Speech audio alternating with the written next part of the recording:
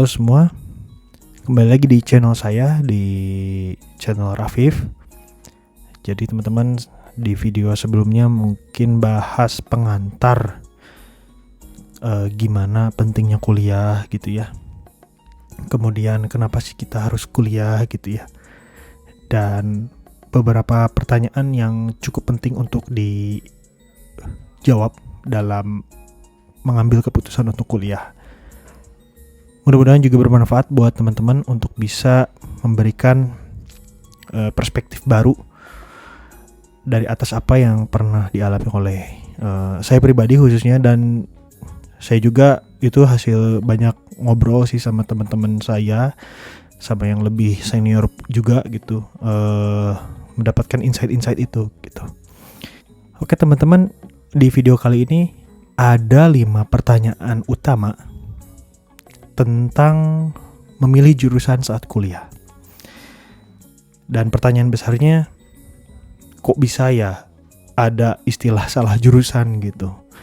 Kok bisa ya ada pernyataan bahwa yang saya pilih itu adalah jurusan yang salah? Dan kita mulai dengan pertanyaan yang pertama.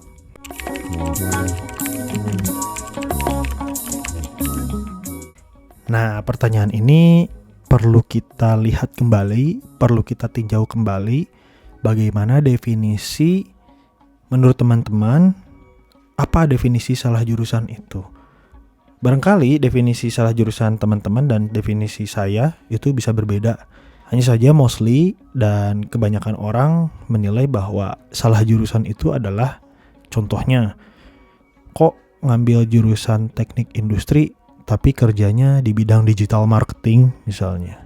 Atau kok ngambil jurusan kedokteran tapi kerjanya jadi entrepreneur. Pertanyaan-pertanyaan itu, apakah itu disebut salah jurusan? Tapi gimana kalau ternyata yang dijalani itu adalah memang takdirnya untuk dijalani dulu, dan mungkin dari apa yang dijalani ujungnya tetap ketemu tujuan cita-cita teman-teman sendiri. Jadi pada akhirnya ya tentu kalau dibilang boleh nggak sih salah jurusan, ya sebenarnya tergantung ya. Ada 2 hal gitu. Pertama, boleh karena dalam hidup ini kita kan membolehkan untuk mencoba sesuatu selama niatnya baik. Ketika di perjalanannya terjadi kesalahan, evaluasi gitu ya. Yang kedua, tidak boleh juga karena ya kalau bisa tidak boleh salah gitu ya. Jadi itulah pentingnya well prepare, pentingnya perencanaan. Hal itu bisa dicegah gitu. Dan pencegahan itu adalah hal-hal yang mungkin yang hanya kita bisa kendalikan aja. Kalau yang nggak bisa dikendalikan, sisanya itu serahkan saja kepada yang Maha Kuasa gitu ya. Dan ya itu menurut saya pertimbangkan 2 hal itu gitu. Jadi yang diperbolehkan adalah memang boleh untuk pengen mencoba hal baru, dan tidak boleh untuk mencoba hal baru tanpa pertimbangan-pertimbangan tertentu. Dan yang sangat perlu dihindari bahwa merasa salah jurusan, ujungnya merasa bahwa pilihan jurusan yang dipilih itu adalah hal yang paling disesali dalam hidup. Wah, itu teman-teman harus sangat hindari banget ya.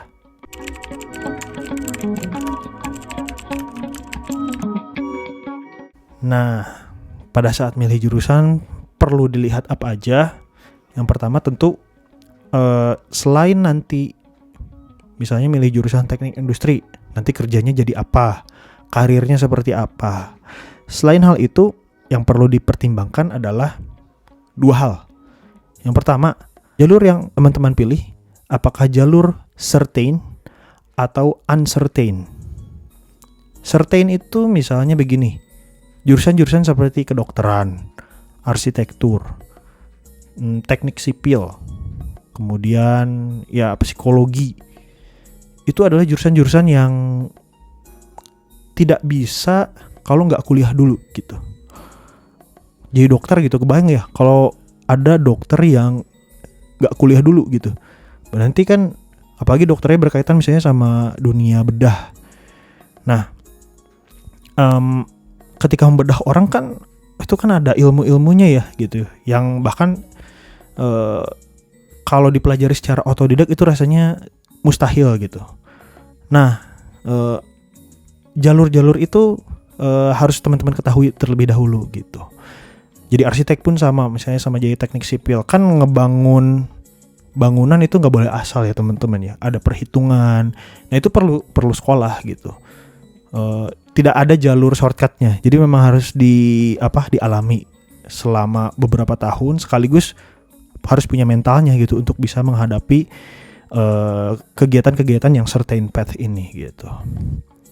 Kemudian yang untuk uncertain-nya itu seperti apa? Misalnya uncertain itu kan artinya jalur-jalur yang dynamic banget ya, ketidakpastiannya lebih tinggi.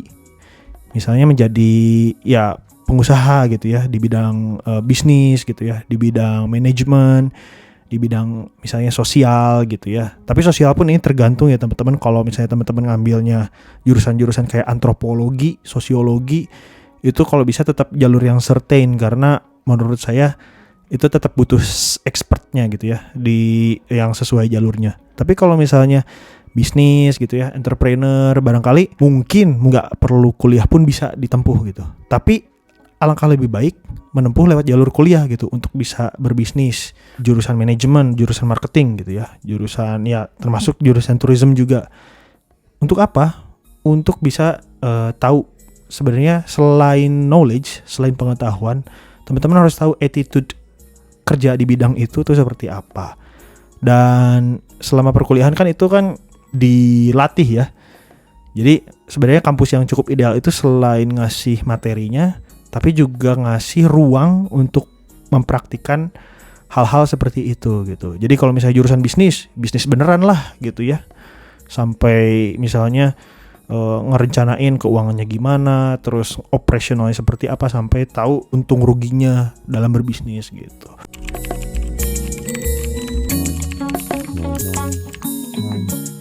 Jadi begini teman-teman, kalau yang saya amati dan dulu pengalaman saya sebagai yang bekerja di institusi pendidikan, memang ada beberapa jurusan yang kita mengambil kiblat, tentu biasanya kiblatnya itu sama beberapa universitas yang terbaik di dunia gitu ya. Misalnya kayak di Harvard itu jurusannya sebenarnya ada apa aja gitu kuliah itu. Kemudian prospek aktivitasnya seperti apa, kerjanya nanti menjadi apa gitu. Nah kalau menurut saya yang paling penting yang perlu dilihat adalah bukan soal sepi atau ramainya peminat dalam jurusan itu. Sepi itu bukan berarti kurang prospek. Begitupun ramai, ketika misalnya jurusannya ramai pun bukan berarti dia ada jurusan yang mudah diterima kerja gitu. Kan malah yang ramai jurusannya malah berarti kan saingannya cukup banyak ya nanti ketika apply kerja.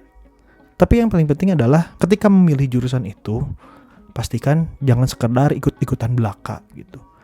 Barangkali itu hanya mimpi orang lain yang kamu ambil dan belum tentu cocok gitu sama mimpinya teman-teman gitu. Dan sebisa mungkin, makanya mungkin tipsnya adalah sebelum misalnya apa ya, sekarang istilahnya apa, kalau dulu saya istilahnya SNMPTN ya, atau SBMPTN, atau sebelum ujian untuk ke perguruan tinggi lah, itu teman-teman luangkan waktu untuk, sebenarnya udah disebutin di awal, yang pertama cari tahu jurusan itu aktivitasnya ngapain aja.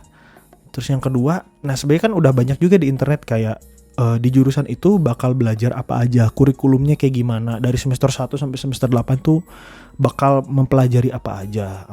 Saya yakin banget, walaupun misalnya mungkin gak semua jurusan ada yang menjelaskan, tapi setidaknya ada informasi kayak misalnya jurusan teknik industri itu selama 4 tahun belajar apa aja. Kemudian yang paling penting, cari orang dan ngobrol sama orang yang memang kuliah di jurusan itu. Dan akhirnya meyakinkan nanti pilihan teman-teman untuk bisa memilih di jurusan yang mana.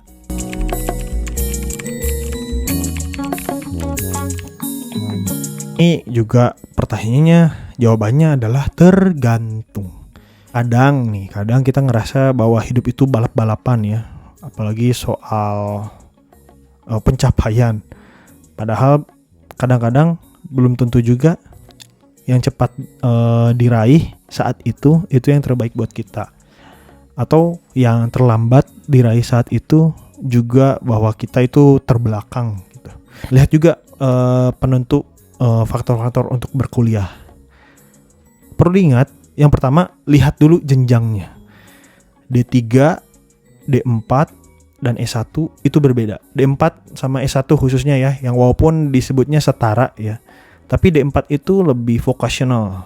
Jadi kalau saya proporsikan gitu ya, kalau D4 itu dalam aktivitas kuliahnya itu 60% praktek, 40% teori.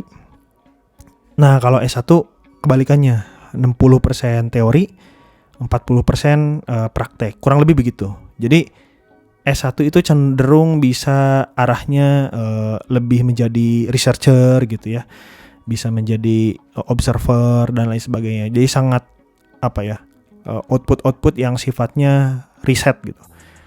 Nah D4 bukan berarti nggak ada, tapi yang D4 ini lebih mengarah kepada ilmu-ilmu terapan gitu ya, ilmu-ilmu yang nanti misalnya berarti bisnis yang baik itu kita harus menerapkan konsep yang kayak gimana gitu kan, lebih ilmu-ilmu praktis lah gitu. Nah setelah memahami hal itu, yang kedua adalah faktor keadaan teman-teman saat ini. Keadaannya apakah memang ada biayanya untuk kuliah. Nah kalau memang ada biayanya untuk kuliah tapi sebenarnya masih bingung gitu, saya tuh perlu kuliah di mana gitu ya, itu kalau bisa secepat mungkin riset lah gitu ya, secepat mungkin riset. Dan riset maksudnya yang tadi yang saya untuk di pertanyaan sebelumnya. Yang kedua, kalau misalnya ternyata belum ada nih biayanya untuk kuliah, tapi udah tahu kuliahnya di jurusan mana gitu. Nah di sini mungkin bisa ikhtiar untuk coba upaya mencari beasiswa gitu ya. Ya mudah-mudahan teman-teman juga dimudahkan ya jalannya untuk bisa berkuliah. Coba aja teman-teman jalurnya yang mana. Bagi saya tetap prinsipnya tidak ada kata terlambat untuk mengenyam sebuah pendidikan gitu. Karena memang yang perlu diingat adalah dibatasi secara administrasi aja ya. Jadi maksimal kuliah kalau nggak salah ya, kalau peraturannya belum berubah, kuliah di D4, S1 atau D3 itu maksimal di usia 25 gitu ya. 25 sampai 28 tahun lah. Dan memang idealnya ketika setelah lulus SMA. Tapi barangkali kalau memang kayak nggak tahu nih, masih mau bingung, masih milih jurusan apa, dan atau misalnya tergantung kepada itu ya, SBMPTN lulus atau tidak ya, jadi kayak tahun depan coba lagi gitu. Gak apa-apa, misalnya tunda dulu setahun gitu. Tapi gunakan ketika menunda waktu kuliah setahun itu, biasanya kan teman-teman yang gap year ini kan menggunakan waktunya untuk bekerja gitu ya. Selain untuk bekerja itu riset juga gitu, mana yang memang cocok sama passion dan kondisi-kondisi yang tadi saya jelaskan di pertanyaan sebelumnya.